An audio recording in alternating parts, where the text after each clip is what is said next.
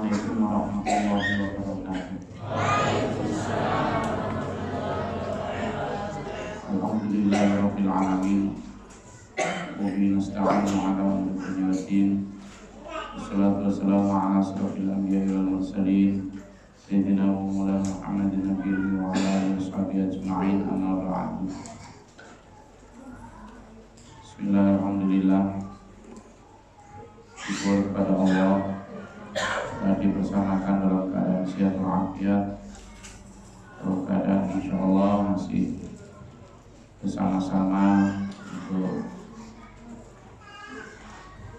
insyaallah dengan segala keagungannya untuk tetap bersama-sama menegakkan lakukan rukun santri dalam keadaan aman insyaallah, dalam keadaan iman insyaallah, dan dalam keadaan Islam. Salam serta salam semoga Allah kabulkan kepada Nabi Muhammad sallallahu alaihi wasallam, ahli keluarga dan para muslimin.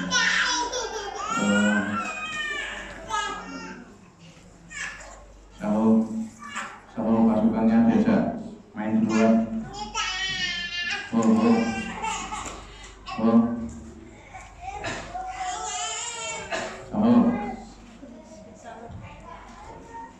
Jadi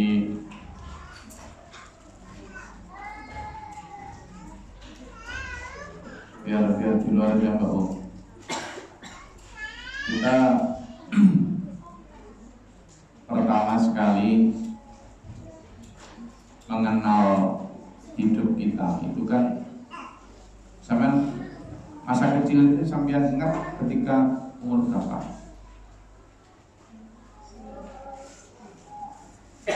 Umur berapa? Main-main apa yang paling sampean ingat mulai umur berapa? Berapa ya? Masa udah 3 tahun masih ingat? Udah ingat kan? Ya antara 3 sampai 5 gitu ya. Bubrin ketika paling kecil umur mainan apa? Apa? Gerobak sodor. Nah, gerobak sodor sing piye, Bubrin? Selodoran. Oh iya, selodoran. Yang digaris itu kan? Kalau lewat goblok gitu kan? Selodoran ya. Terus apa lagi? Yang paling diingat, aku takon sing tua-tua. Apa Mas Eno?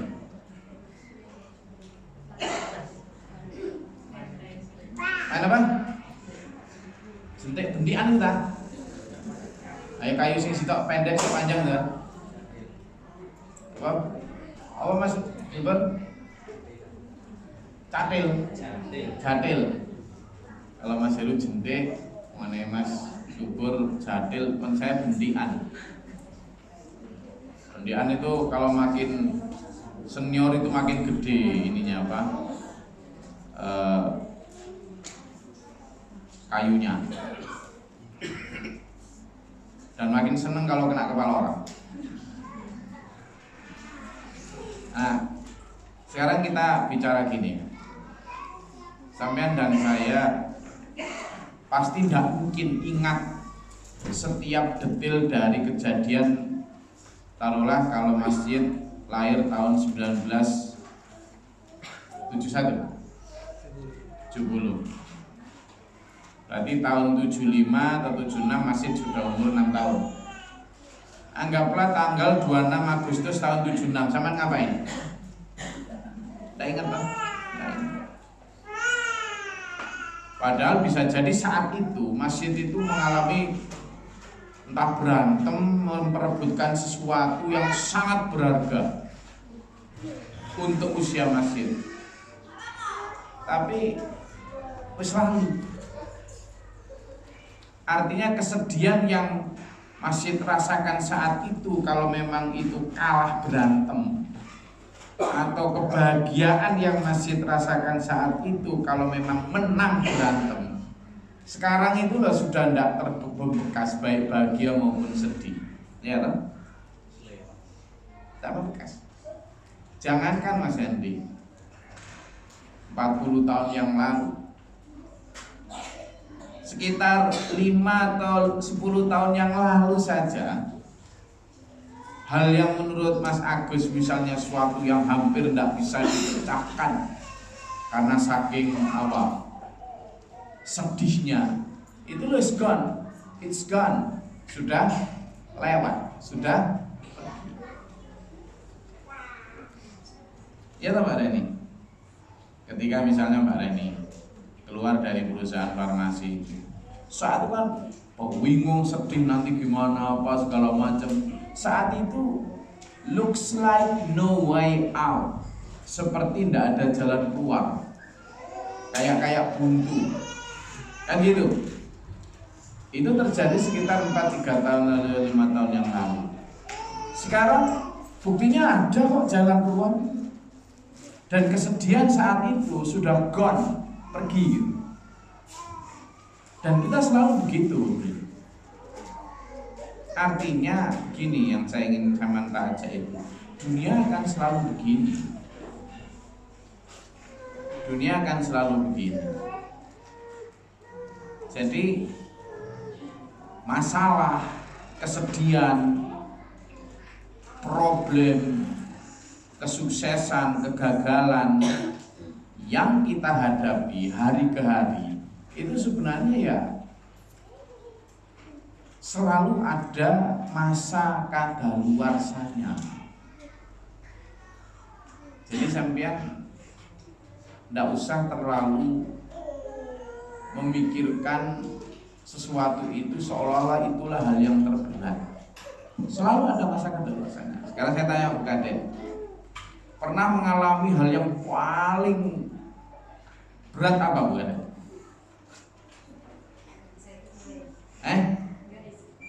Tidak bisa ikut main di masa kecil. Ketika sudah remaja, gadis sama. Terus ketika akan menikah dengan Mas Denny, apa yang waktu itu problem yang terbesar? Masuk ke Muslim. Oke. Bu Kade waktu itu masuk ke Muslim, persoalan yang paling besar. Seolah-olah nyaris tidak tertembus, kan gitu. Seolah-olah ini nanti ya opo bagaimana kepriben kumaha, kalau orang kalian kengken, wis pokoknya dalam pikiran kengken tok tuh. Tapi itu terjadi berapa tahun yang lalu ada?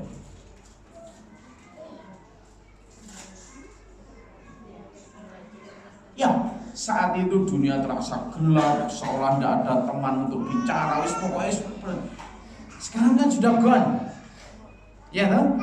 Persoalan tentang bagaimana itu gone, hilang. Artinya hilang untuk persoalan itu, kemudian menghadapi persoalan baru, tau?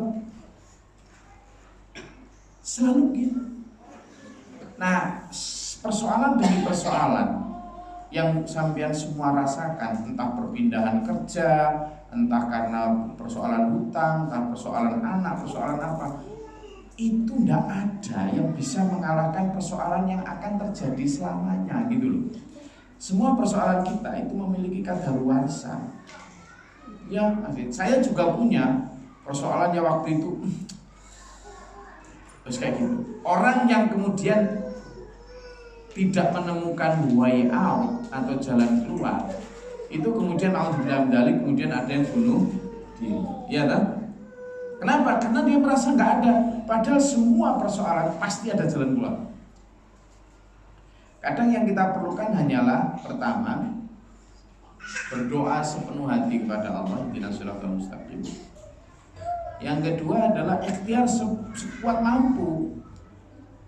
Dan yang ketiga adalah husnudzon, berpositif thinking. Keempat, merubah sudut pandang. Merubah sudut pandang. Sudut pandang. Lalu yang kelima, tawakal. Nah, itu nanti akan, kenapa? Ini diamankan. Ada satu persoalan yang Sampean jelas kalau itu sekali buntu selamanya, dan itu persoalan akhirat, Mas Budi. Kalau persoalan dunia sudahlah, seberat apapun persoalan sampean, wis insya Allah pasti itu ada jalan keluar, pasti. Hanya saat itu, saat persoalan itu hadir, kita itu kadang memang terasa berat, terasa tidak bisa dipecahkan karena memang kita belum menemukan sudut pandang yang tepat. Itu aja.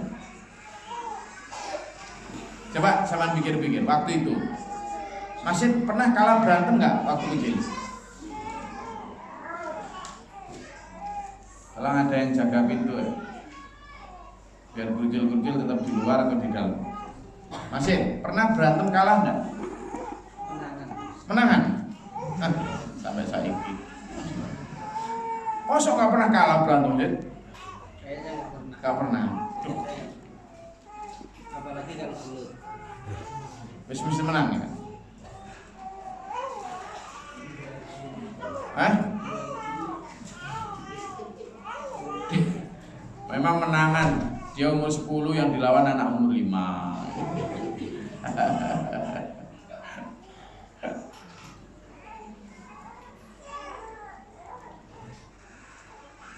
Kalau Mas Malik, kesedihan yang paling dirasakan sedih apa? Gak usah terlalu filosofis, apa adanya gitu aja lah. Gak usah dicari sampai filosofi biar apa yang kalau jawabnya apa gitu.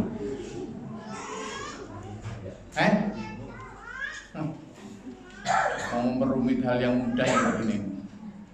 Apa Mas Andi?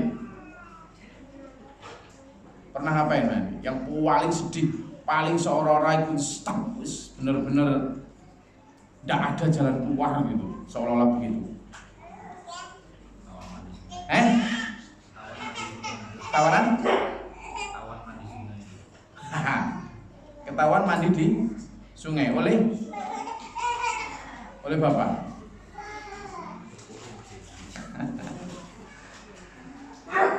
Ya, kalau pas gede ini kan sampai nyari tempat, nyari solusi ke sana, nyari solusi ke sini, nyari ini, tidak ketemu. Minta saran ke sana, minta saran ke sini, susah. Apa Mbak Tri?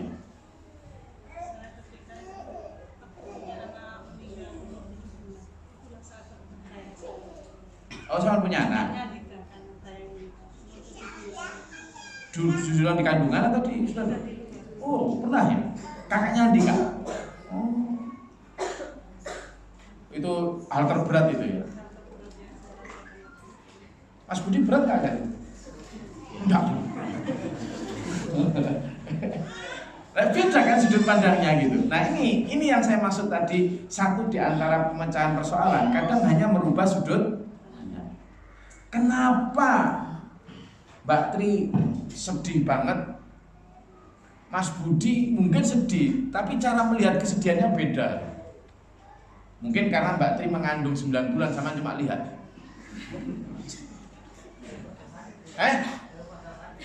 Merasa sakit? Daripada sakit-sakit. Saya merasakan juga, Mbak. Ketika yang saya merasakan tadi, anak sudah umur 40 hari, yang paling ditunggu-tunggu karena semua laki-laki kemudian punya anak perempuan. Wah, ditunggu. Sehingga perempuan sebagai istri yang juga melahirkan dengan berat sampai sesar segala macam, memang berat sekali. Nah, sudut pandang laki-laki memang berbeda, bukan karena dia tidak kehilangan, bukan karena dia tidak sedih, tapi kemudian berpikir seperti Mas Budi tadi. Kalau saya pikir semua juga tidak bisa balik, kalau saya pikir terus saya juga makin sakit, nanti malah gak bisa cari nafkah. Simpelnya begitu, sehingga dia membawa kesedihan itu dalam aktivitas selanjutnya, bringing up. Nah kita begitu pun hidup, begitu sama Mas. Jadi sampean itu tak ajak sekarang. Kenapa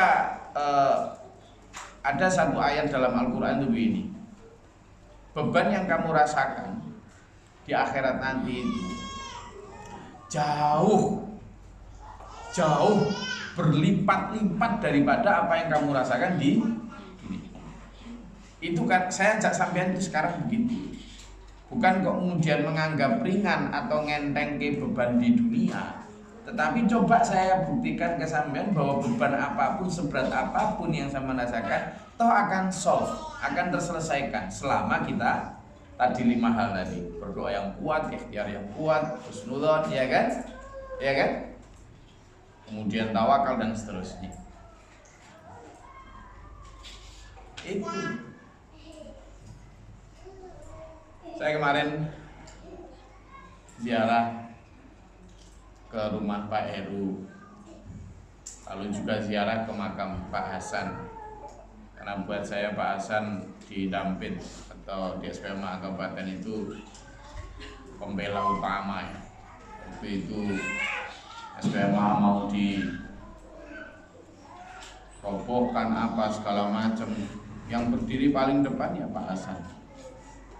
Saat itu, saat kami ada di sana itu sudah seperti jalan buntu, dipanggil oleh desa di sidang, kami bahas macam-macam. Ya Pak Win ya, ingat Pak Win? Saya di sana, saya orang luar tadi. Jadi saat itu jalan buntunya kelihatannya adalah tidak mungkin berkembang, tidak mungkin bisa, tidak mungkin gitu Mas Heru. Karena penolakan hampir mayoritas, dan yang membela waktu itu yang kira-kira itu ya cuma Pak Hasan, terus ada Pak Mubin, kemudian ada Pak Min ya. Saya tahu itu pun ya nggak berdaya apa-apa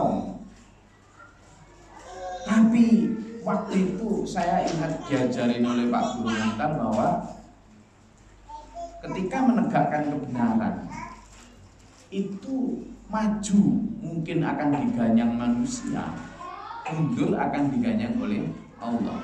Kalau saya mundur, saya tidak bisa minta tolong manusia, karena manusia tidak mungkin bisa melawan Allah. Tapi kalau saya maju, saya masih bisa minta tolong Allah. Gitu loh. Sehingga sudut pandangnya saya rubah waktu itu. Oke, saya bahkan akan sampaikan, oke silakan, kalau mau dibakar monggo, kalau mau ditutup monggo. Sehingga menurut saya waktu itu sesedih-sedihnya kan sudah berdiri itu masjid, apa sudah berdiri semua, sholat sudah berdiri, apa sudah berdiri semua. Nah, sehingga apapun persoalan sampean, selalulah merasa bahwa persoalan itu tidak sebesar apa yang akan saya dan sampean hadapi. Pertama di alam kubur, dan yang kedua di alam akhirat. Sekarang ya, sebesar-besarnya persoalan sampean yang sampean hadapi sekarang ini, sampean tetap itu masih nyari orang untuk diajak curhat, ya kan? Masih nyari orang untuk minta bantuan. Dan sesedikit apapun pasti ada orang yang minimal mau menerima curhat sampean, ya kan? Tapi kalau di sana tidak ada. Jangankan orang lain, ayah akan lari dari ibu, ibu akan lari dari saudara, saudara akan lari. Orang yang sekarang sampean entuntu itu, yang sampean gendong-gendong sama sayang itu, saling lari bubun. Puri ini ya, besok akan dituntut oleh Allah kalau dia meninggalnya ketika tua, kecuali kalau meninggalnya masih muda. Dia akan dituntut Allah sendiri yang nggak mau dihubung-hubungkan dengan dukun. Hafid ini sesayang itu Mas Andi sama sampean juga itu akan lari. Semua akan lari, dan saking beratnya. Karena apa? Mempertanggungjawabkan tiap detil ucapan, tindakan, pikirannya sendiri saja itu sudah nggak karuan nanti dalamnya. Bayangkan Mbak Susi, saya ngomong ini sudah sekitar 15 menit ini tadi ngomong ini Mas Adi, tiap huruf ini akan ditanya sama Allah. Tiap huruf yang saya ucapkan, bayangkan itu. Sehingga Kenapa? Bukan kok kemudian ketika saya memandang atau menyapa sampean tetap dengan senyum, tetap dengan semangat. Itu bukan karena Gus Lori tidak punya masalah. Wih, banyak. Tapi sudut pandang terakhir dari tadi, misalnya awal kita awali dengan berdoa, lalu ikhtiar untuk menyelesaikan, kemudian husnudzon pada Allah, kemudian apa tadi? 5 hal tadi. Berubah sudut pandang, kemudian tawakal. Ini lalu yang keenam adalah memberi perbandingan dengan akhirat tadi. Membandingkan. Itu nanti akhirnya sampai luas pandangannya untuk membantu merubah sudut pandang tadi. Iya. Sekarang ya, misalnya persoalan cinta, ini anak-anak muda nih. Persoalan cinta. Kayak begitu mau UN me N. Lu gue N. Begitu di N gitu kan kayak seolah dunia gelap, mendung, mau hujan, petir menyambar di mana-mana. Semua jalan kayak forbidden. Loh kan iya, akhirnya semua ada, bahkan hanya karena putus cinta gantung diri, naudzubillah. Kan ada gitu. Itu kan karena dia melihat bahwa itu tadi dia tidak selesai gitu loh dunia. Nah sekarang coba kamu rubah itu. Sudut pandang itu dirubah sedikit aja, geser aja. Misalnya kamu menyukai Jimmy Fox misalnya, atau kamu menyukai siapa, Nicholas Saputra, tiba-tiba DM Instagram kamu, lu cantik banget, gue demen sama lu misalnya. Kan gak mungkin ya. Terus kamu akhirnya pacaran secara virtual, sewenang, terus akhirnya ketemu di Denpasar apa segala macam, wis cinta mati kamu kan. Lalu tiba-tiba ujung-ujung mak bedunduk, dia ngirim DM sama kamu, lu gue N. Kira-kira gelap nggak ini anak muda nggak jelas nih? Gelap. Padahal cukup dengan merubah sudut pandang apa? Nicholas Saputra juga laki-laki yang sama dengan siapa sih saya? Rizky. Sama. Apa bedanya coba? Bedanya apa? Hidung paling beberapa senti. Ya enggak, saya ajak kamu merubah sikap. Ya. Kamu melihat apanya? Enggak ada. Hidung paling beberapa senti bedanya. Kalaupun kamar paling dia pakai lampu Philips, Rizky pakai lampu merek Cina. Enggak gitu aja kan? Berubahnya begitu, bahwa kalaupun misalnya tidak Rizky, tetapi ada Nicholas yang lain yang mungkin masih menunggu di luar sana, gitu aja rubah. Apa susahnya? Ya susah Gus, hati nggak semudah itu. Ya karena ente nggak mempermudah. Kayak tadi ditanya apa, oh bingung Gus. Itu mempersulit. Ruwet.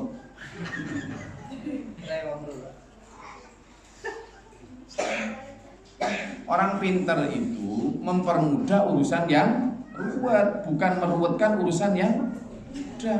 Pertanyaan yang mudah dibikin, oh tapi enggak. Ya, bisa nggak kamu begitu? Sehingga gampang move on gitu loh. Kecuali kalau kamu itu sudah bebujuan, punya suami istri. Nah itu cinta beneran, nggak boleh gampang begitu. Kalau masih suka-sukaan gitu kan, ya udah move on, nyari yang lain gitu aja yang juga. Kalau dia yang kamu sukai itu nggak memberi sign bahwa dia suka kamu, ngapain kamu pegang-pegang fotonya? Kan sama dengan Bapak Ibu sekalian ini. Kalau memang sampean itu tidak merasa disukai oleh Innovaribon, buktinya dia nggak deket-deket ke rumah sampean karena uangnya nggak bakal cukup, ya sudah, jangan diimpikan. Rubah sudut pandangnya bahwa Innovaribon juga rodanya 4, sementara Suzuki Cherry juga rodanya, rubah gitu aja. Panas Gus, ya sudah, anggap aja bahwa kipas angin sama dengan AC. Hujan Gus, Dulu sampean ketika belum kenal AC loh, hujan juga enak aja. Kalau nggak percaya gini, ini yang anak-anak muda nggak tahu ini. Dulu Mbak Nurul ketika tahun 98 ke sana, sampean tak belum mengenal HP toh? Belum toh? Dan hidup juga easy going, pleasure seeking, enak aja toh? Kita tidak pernah kepikiran pulsa, tidak pernah kepikiran tidak ada sinyal, pernah enggak? Pernah enggak kita sedih karena enggak ada sinyal?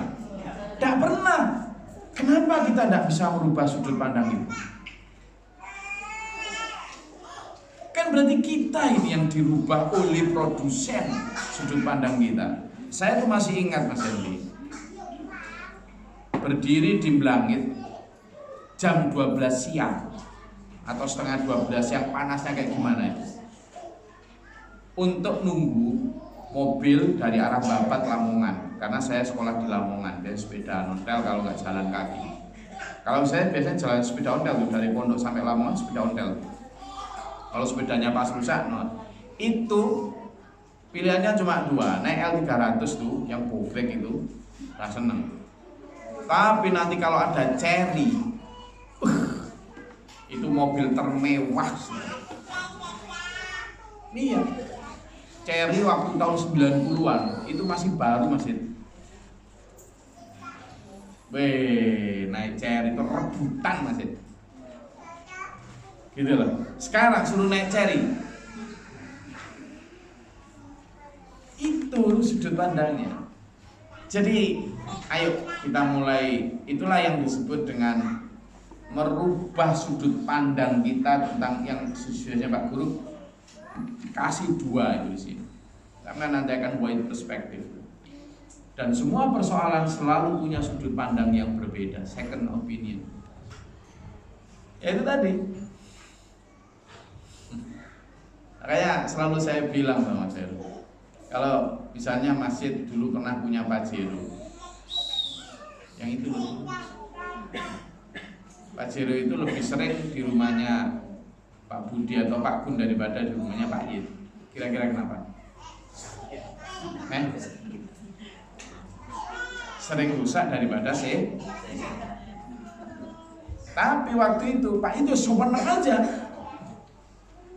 Tapi seandainya Pak Yid nggak ikut SPMA, kira-kira sekarang yang dikejar dulu apa sih? Merek apa itu? Mobil sama itu? Daihatsu ya? Zebra ya? Iya tak Pak? Mobil ini? Zebra. Tapi kalau seandainya Pak Yid nggak ikut SPMA, nggak punya sudut pandang ini, kira-kira yang sama kejar minimal sekarang udah punya apa? Avanza ya?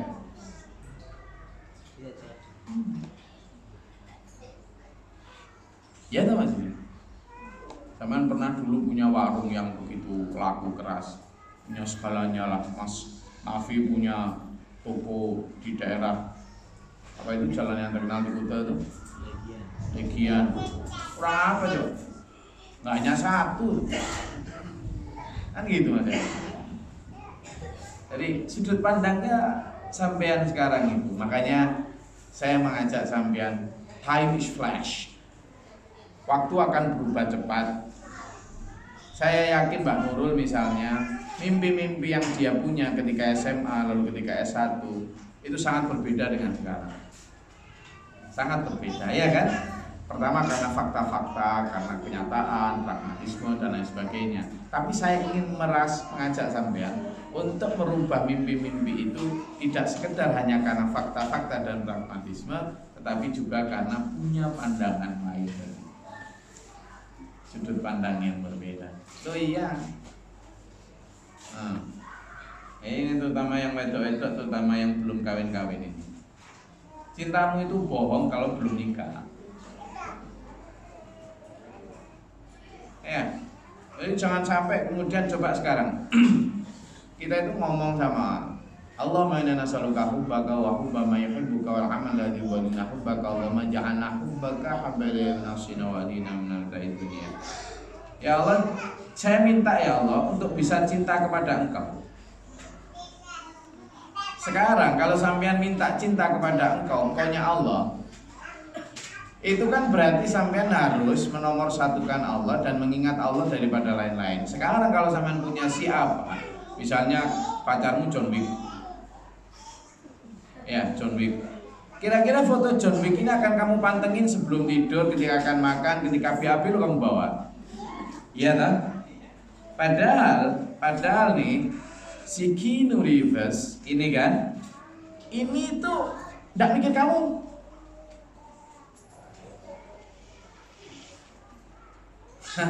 Nah sementara sampean, siapapun namamu, siapa? Tadi saya menanyai 4 gadis, empat-empatnya langsung saya tebak. Mana lihat foto pacarmu? Gitu aja langsung saya nggak tanya punya atau enggak, pasti punya. Karena gigi yang tanya distorkan wajah-wajahnya. Orang patek ganteng. Tak bilang gitu Bukri. Cuma gini aja. Maksud saya apa? Cuma gini saja sampai membuat kamu mungkin begadang sampai malam chat-chatan sama dia. Mungkin sampai membuat kamu tidak bisa tidur karena mikirin dia kenapa tidak balas chatmu. Sehingga kamu tidak tahajud. Loh itu yang membuat saya tadi bilang, gimana kamu bisa mencintai Allah kalau kamu begitu? Nah, sudut pandangnya dirubah toh. Wong dia lo nggak mikir aku, buktinya nggak balas chatku. Ngapain gue mikir dia? Kecuali kalau dia sudah memberi nafkah tiap bulan. Itu harusnya. Tapi cinta kan tidak ada logika, kata Agnes. Nah sama itu jangan mau nggak ada logika gitu loh. Jadi gimana? Semua persoalan, ayo kita bandingkan dengan persoalan yang akan sampean hadapi. Wa hubba may yuhibbuka, dan cinta kepada orang yang cinta kepadamu ya Allah. Maka harusnya yang sampean cintai adalah orang yang cinta kepada Allah. Ya sis. Orang yang kamu cintai adalah orang yang cinta kepada. Sekarang coba lihat HP-mu tuh wajahnya, lihat wajahnya yang kamu cintai wajah. Coba lihat ini yang nom-nom ini. Coba yang kamu lihat itu. Jujur, dia cinta Allah nggak? Ayo coba lihat. HP-nya dibuka. Ayo mulai ke. Mas Siska, Alin. Ayo Nita. Ini yang masih muda-muda ini, Ilmi. Ayo. Kamu juga, kakaknya Puri. Lihat tuh, ayo Risma, Elma, Falma. Sama sebelahnya lagi tuh, Putri. Siapa lagi? Aurel, sebelahnya Aurel siapa itu? Afi itu sama sebelahnya lagi. Dian. Kamu juga. Ayo coba lihat, wajahnya lihat sebentar. Coba tau praktek. Coba tanyain, cinta nggak dia sama Allah? Loh, kamu nggak bakal doa itu akan terkabul kalau kemudian wa hubba may yuhibbuka, cinta kepada orang yang cinta kepadamu. Artinya apa? Allah kan tidak melarang kamu mencintai seseorang toh? Ya toh? Tapi syaratnya siapa orang yang kamu cintai? May yuhibbuka, orang yang cinta kepadamu. Kalau kamu punya ini, kamu tidak akan punya persoalan cinta. Tidak akan. Oh, kalau masalah urusan cinta gue sukunya. Oh iya.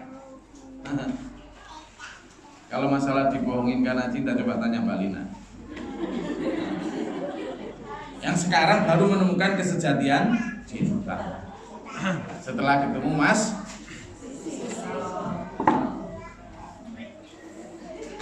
Baru sekarang dia merasakan rindu yang menggebu sampai jadi debu.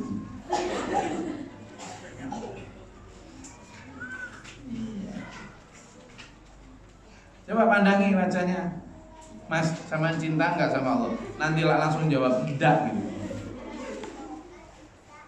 Buktinya kalau dia cinta Allah, dia nggak akan mencintaimu seperti itu.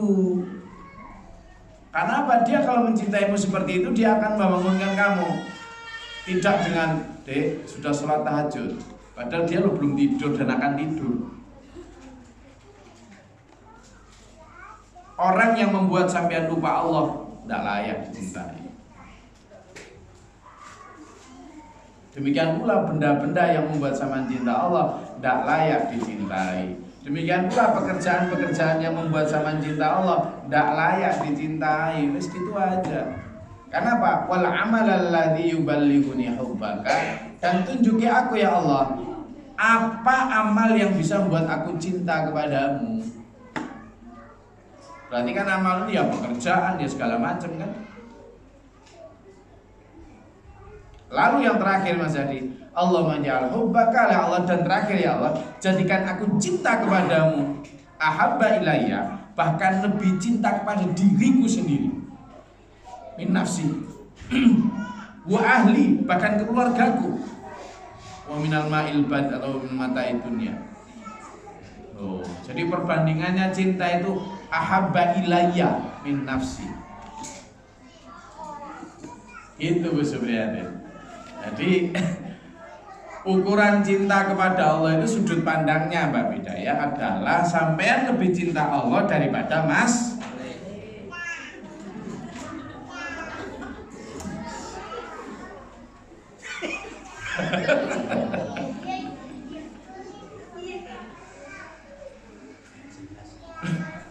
Saya itu bener kan Bukun. Saya selalu mempertegas kepada anak istri saya begitu, tutup itu biar nggak ramai. Alam ini kita bicara tentang persoalan, tentang hidup dan sudut pandang. Saya bilang sama kamu itu istri-istriku, kamu itu anak-anakku, aku cinta kalian. Sudah, tidak usah ditanyakan gimana bininya. Tapi jika kamu menjadi penghalangku untuk mencintai dan taat Allah, ya kamu bukan siapa-siapaku. Maka biar kita ini tetap bersama dalam cinta, maka ayo bersama-sama mencintai Allah. Sudah. Dan itu cinta yang abadi. Makanya Bu Ben, ayo diajak. Kalau persoalan-persoalan dunia wis talak. Sama Mas Yuladi. Urusan pekerjaan juga begitu. Ya. Pekerjaan juga harus kita bilangin begitu. Hai pekerjaanku. Kalau kamu mendukung aku untuk mencintai Allah, berjuang bagi agama Allah, maka aku akan perjuangkan kamu dengan sepenuh hidup. Tapi kalau kamu malah membuat aku jauh dari Allah, bikin aku gak bisa tahajud, bikin aku gak bisa jamaah, bikin aku gak bisa ngaji, malah bikin aku gak bisa sedekah, wes kamu bukan kerjaanku.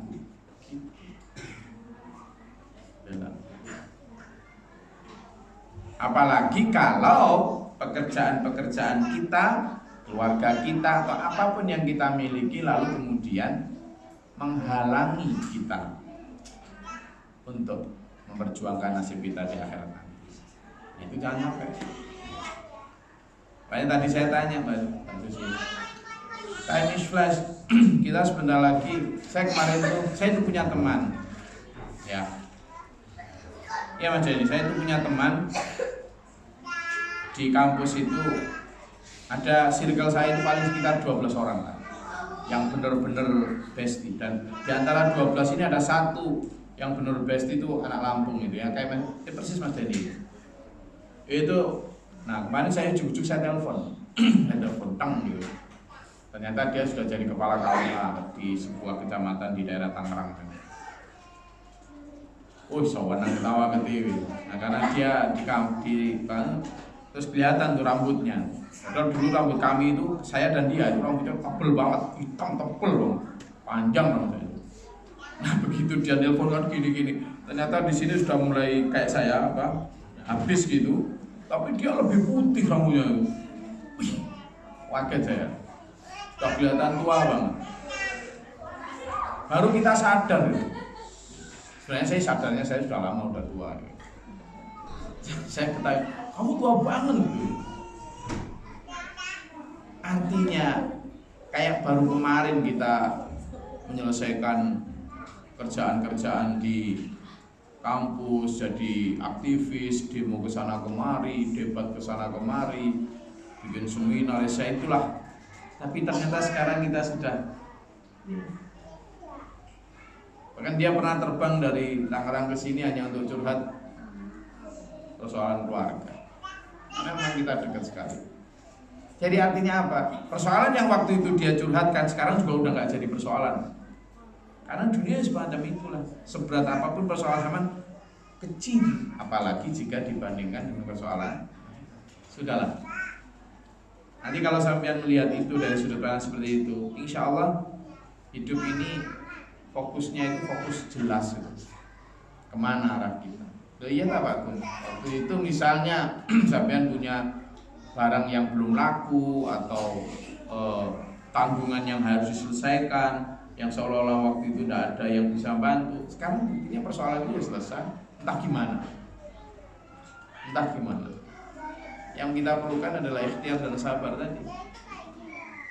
Ya, saya rasa itu yang bisa saya sampaikan, dan sekali lagi saya ingin menyemangati sampean untuk menjadi orang yang berbeda dari orang di luar sana ya. Orang yang berbeda dari orang yang di luar sana, di mana kita itu menjadi orang-orang yang benar-benar memiliki cara pandang, cara hidup yang benar-benar beyond, yang benar-benar hebat. Ya Mas Ken ya, saling dulu. Bajunya kok bagus Mas? Bajunya kok bagus? Memang apa? Memang bagus. Adiknya mana? Ajak sini. Aku mau main sama.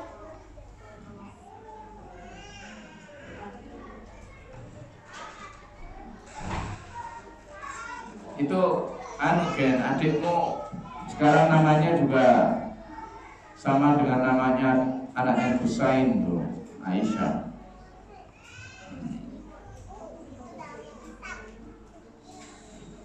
Ada yang tanyakan, silakan, ayo.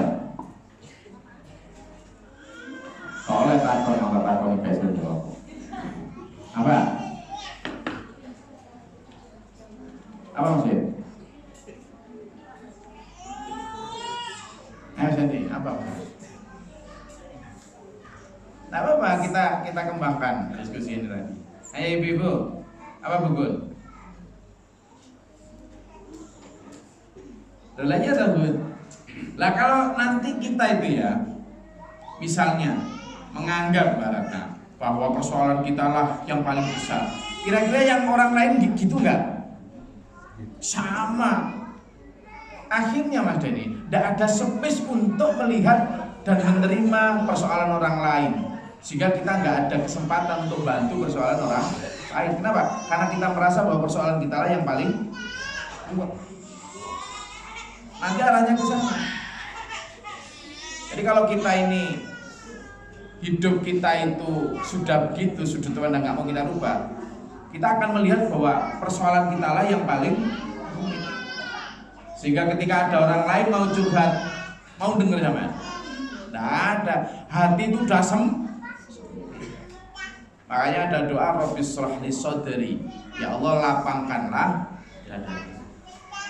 Wa yassir li amri, dan permudahlah urusan. Kenapa? Ya karena gitu. Lapangkanlah dadaku itu Mas Heru. Biar kenapa? Saat sampean punya masalah, tetap bisa menampung masalah orang lain yang pengen curhat. Aku curhat, mau curhat. Sampean kalau ngomong, nggak bisa. Aku juga. Orang ini terus curhat ke orang lain, nggak dapat, akhirnya buntu. Nah ini yang bahaya. Tapi kalau sampean selalu punya sudut pandang yang tak berikan tadi, misalnya Ike ditolak cintanya misalnya, sudah anggap masih banyak sih ini yang lain, sudah. Lalu kemudian ada Risma curhat ke kamu, aib apa? Aku juga ditolak. Lah sama toh. Enak kan akhirnya kita berteman, ya kan?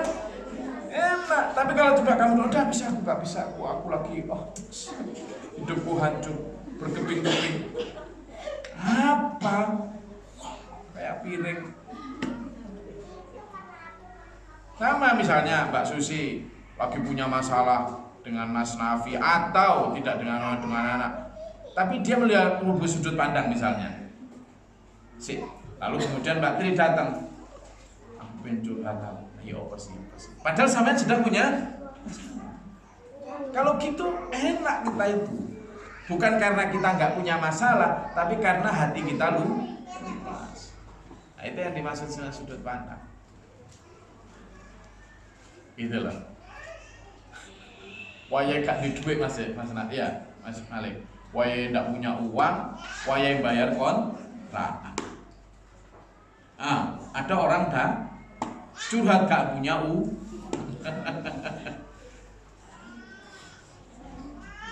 Bahkan tidak hanya curhat gak punya uang, tapi curhat akan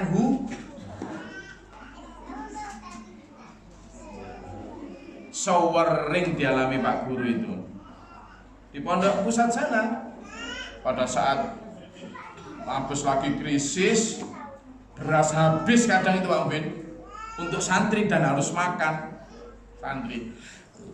Nah pada saat seperti itu malah yang datang itu entah orang tua jompo atau orang yang datang hutang mesti showering kayak gitu. Sering sekali iya ini showering kan. Nah yang seperti ini yang tadi saya bilang 5 atau 6, 7 langkah tadi. Satu diantaranya selain pertama berdoa kepada Allah, karena Allah maha luas gitu, sehingga pasti akan memberi solusi. Yang kedua usaha yang kuat, husnudzon pada Allah dan pada persoalan itu. Kemudian merubah sudut pandang, tawakal, dan menambah perbandingan itu dengan perbandingan persoalan akhirat. Baru setelah itu yang ketujuh, diskusi sama orang yang dipercaya. Gitu. Melihat orang yang di bawahnya dan seterusnya. Puas nanti. Oke? Enggak, ada yang mau disampaikan?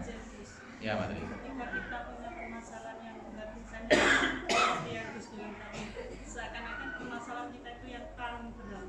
Tapi ketika kita menemukan orang yang permasalahan itu berat dari kita itu bukannya bersyukur bukan, tapi kita akan menjadi ternyata masih banyak orang yang permasalahannya besar. Kemarin jalan kita saudara yang saya dia mengatakan penyakit gagal ginjal. Dia gagal ginjal ya terus. 2 kali itu harus cuci darah gitu. Tapi karena beliau curhat, jadi saya cakap gini, yang masih syukur alhamdulillah masih dikasih, karena kemarin sempat di ruang ICU nggak sadar sehari. Akhirnya alhamdulillah setelah cuci darah sehat kembali. Ketika saya dapatkan datang gitu ya saya pulang ke dalam, terus saya bilang alhamdulillah masih dikasih sehat, masih dikasih panjang umur gitu.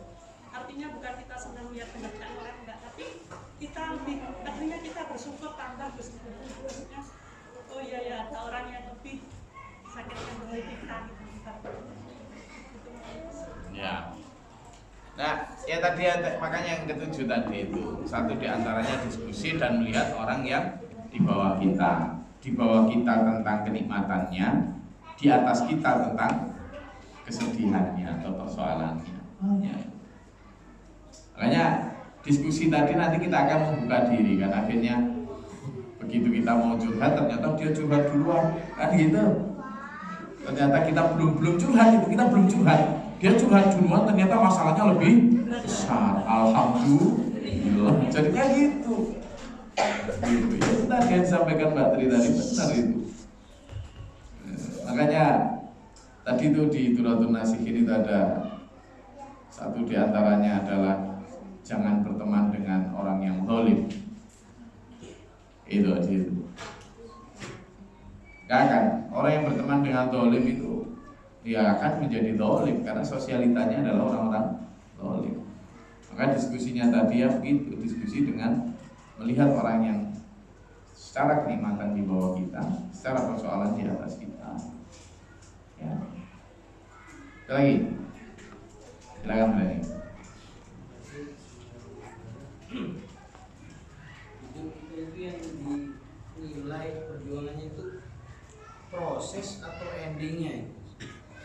Karena kalau proses ujuk-ujuk atau tiba-tiba seseorang yang sudah tobat hari ini berdosa besar lalu dia tobat diampuni. Bilang. Penilaian hidup kita atau hidup kita itu yang dinilai prosesnya atau endingnya, akhirnya. Karena kan ada orang yang ya dalam tanda kutip berbuat keburukan tiba-tiba dia tobat bisa masuk surga. Sedangkan orang yang berproses panjang berliku-liku alim tiba-tiba juga jelek. Ini gimana Mas? Karena kalau saya berpikir, loh, hadis ini mengatakan endingnya. Sementara tadi tawakal tadi kan proses. Ini bagaimana Mas? Jadi ya, yang ditanyakan Mas Denny adalah yang penting itu proses atau hasil akhirnya. Ya dua-duanya penting. Cuma hasil akhir itu kan domainnya Allah. Sementara proses itu kan domainnya manusia. Kita tetap harus berproses. Karena itu bagi manusia yang terpenting prosesnya. Kenapa? Karena tidak tahu hasil akhirnya seperti apa ya. Kita itu tidak boleh bicara takdir. Karena apa? Karena takdir itu hanya menjadi takdir ketika sudah terjadi. Sebelum menjadi terjadi itu bukan takdir, itu apa? Itu ikhtiar kita. Gitu loh. Makanya Allah berfirman, A'udzubillahi minasyaitonirrajim, innallaha la yughayyiru ma biqaumin hatta yughayyiru ma bi anfusihim. Allah tidak akan merubah nasib atau takdir seseorang kalau seseorang itu tidak berubah nasibnya. Sehingga proses yang kita ikhtiar, do the best, lakukan yang terbaik sudah. Gitu. Itu jadi itu aja. Kalaupun ada orang yang kemudian sudah baik, ujuk-ujuk di akhirnya, nah itu makanya kita disuruh berdoa wa qina syarra ma qadayt. Ya Allah, jauhkanlah aku, jagalah, lindungilah, jangan sampai aku punya takdir akhir yang buruk. Nah tapi ini kita nggak bisa hanya ngomong gitu kalau kita nggak ikhtiar. Ikhtiar kita adalah do the best tadi, fastabiqul khairat. Sehingga fastabiqu ini kan musabaqah, ini kan proses banget. Berlomba untuk baik terus. Tentu kita dalam proses itu nggak mungkin bisa baik terus.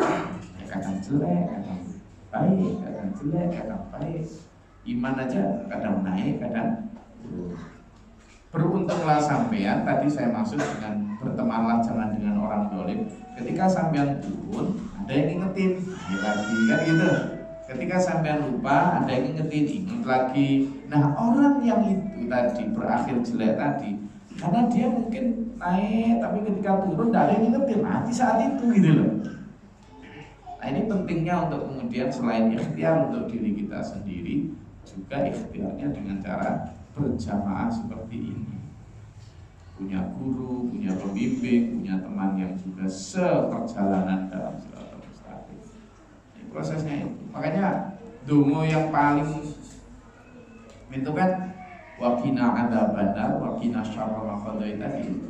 Rabbana atina fid dunya hasanah wa fil akhirati hasanah wa qina adzabannar. Jadi satu di antara waqina adzabannar itu ya maksudnya waqina syarra ma qadait. Minta dijauhkan dari azab neraka itu berarti juga minta dijauhkan dari takdir yang buruk. Kalau bicara takdir itu kan betul ada hanya nungas nangis saja itu. Nangis itu. Orang kadang lemah ya. Lemah dari pembicaraan takdir. Kalau sudah bicara takdir itu selain kita nungas nangis karena banyak orang yang tertakdir buruk, kita juga kemudian menjadi optimis juga. Artinya apa? Seburuk apapun seseorang itu belum tentu akhirnya jelek. Jadi misalnya sekarang sampean punya teman ya, yang perilakunya jelek, yang perilakunya belum taat dan lain sebagainya. Selama dia belum mati, maka dia masih punya kesempatan. selama dia belum mati. Tapi kalau dia sudah mati, sudah, itu baru namanya apa? Takdir. Tapi kalau selama dia belum mati, kita belum bilang, belum bisa mengatakan statusnya jelek, belum bisa gitu. Kenapa? Karena kita masih diperintahkan untuk apa? Mengupayakan. Masih punya kesempatan berupaya. Lagi?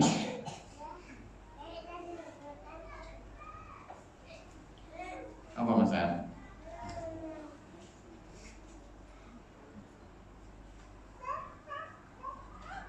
Apa masalah? Silakan Ustaz. Dulu sering bertanya, sekarang kok enggak, kenapa? Sudah terjawab semua? Nanti tolong dijawab masih boleh ya. Dia punya banyak pertanyaan cuma. Pak Mubin? Saya rasa cukup kajian kita pada malam hari ini. Mudah-mudahan itu membuka satu di antara sekian banyak sudut pandang sehingga membuat kita lebih luas di dalam melihat semua persoalan yang kita hadapi. Tidak saya bicara kasus per kasus, tetapi saya bicara secara luas, ya, sehingga kita bisa lebih memahami dan menjalani hidup ini dengan berbeda dari orang umum. Kebanyakan di sana jadi orang-orang yang kalian yang terpilih, yang benar-benar wise, yang bijaksana. Semoga Allah menuntun kita dalam siratal mustaqim di bawah inilah ya amin. Allahumma sholli wa sallim ala Allahumma fil mu'minin wal muslimat. Allahumma inna lana hadin wa afina lana fi al-akhirati wa barik lana fi ma tabarak rabbana wa ta'ala wa nastaghfiruka wa natubu ilaik. Allahumma taqabbal al-bala wal wabaa wa hasbuna Rabbana la taj'alna min qawmin zalimin Rabbana la tas'alna fi rahmatika wa anzil 'alaina rahmatan Rabbana amanna faghfirna ma syahidna Rabbana la tuzigh qulubana ba'da idh hadaytana Arina manasikana wa tub 'alaina innaka antal rahim liman akhir baina al-zawji wal ladhi min sa'ati Subhana rabbika rabbil izzati wa salamun alal rabbil alamin. Assalamualaikum warahmatullahi wabarakatuh. Waalaikumsalam.